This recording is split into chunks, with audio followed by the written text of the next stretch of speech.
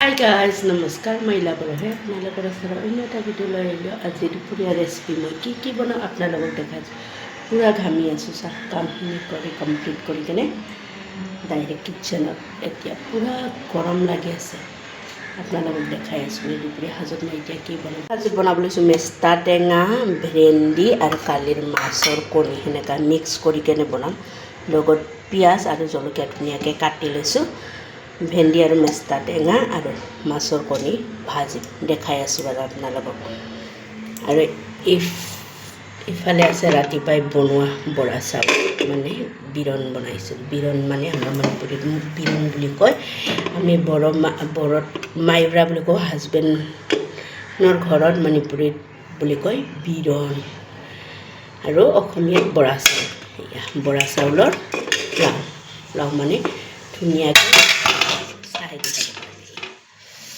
মানুহটো নাখোৱাকৈ গ'ল যেতিয়া আছে, এতিয়া লাহে লাহে বনাই থাকোঁ। মাছৰ চব্জি কালি ৰাতিৰ পূৰা গোটা হৈ গৈছে। ইয়াত মানে ঠাণ্ডাৰ কাৰণে ফ্ৰিজত পূৰা আঠা হৈ আছে। মাছৰ মাথা আৰু মাছ এক পিচ আছে। দুপৰীয়া খাম। কেৰাহী অলৰেডি গৰম হৈছে, তাৰ কাৰণে দি দিছোঁ অকণমান তেল। মোৰ এইটো অভ্যাসটো বিৰাট বেয়া, বাৰে বাৰে গেছ মুচি থকা অভ্যাসটো বহুত বেয়া। কোনে এনেকুৱা মুচি থাকে বাৰু জনাবচোন। তেল গৰম হোৱাতে দি দিওঁ জলকীয়া আৰু পিঁয়াজ কাটি ৰখাখিনি ধুনীয়াকৈ গল্ডেন কালাৰ কৰি ল'ম। পিঁয়াজ আৰু জলকীয়াখিনি পূৰা গল্ডেন কালাৰ হোৱাৰ পিছত দি দিছোঁ মাছৰ কণীখিনি অকণমান ভাজি ল'ম। তাৰপিছত ইয়াতে এড কৰিম ভেন্দি।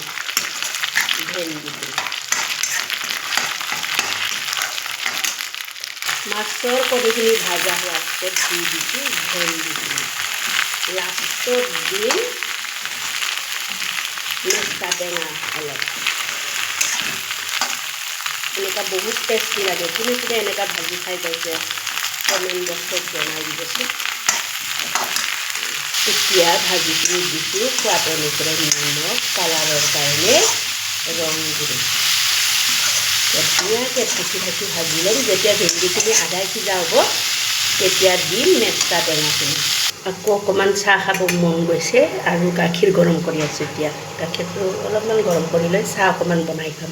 অকণমান জলকীয়া গুড়া এড কৰি দিছোঁ। গুড়া হ'লেও মানে জ্বালা আছে দেই, এইটো কালাৰৰ কাৰণে দিয়া নাই, জ্বালাৰ কাৰণে দিছোঁ।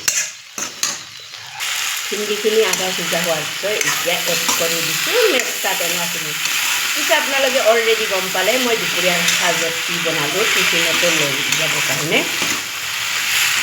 মাছৰ কণী, ভেন্দি আৰু মেষ্টা টেঙা। আপোনালোকে কোনে খাই পোৱা নাই এনেকুৱা খাই চাব, বহুত টেষ্টি হয়। ইফালে ৰাতিৰ মাছৰ আঞ্জা, বিলাহী আলু মাছ সেনেকুৱা বনোৱা আছে।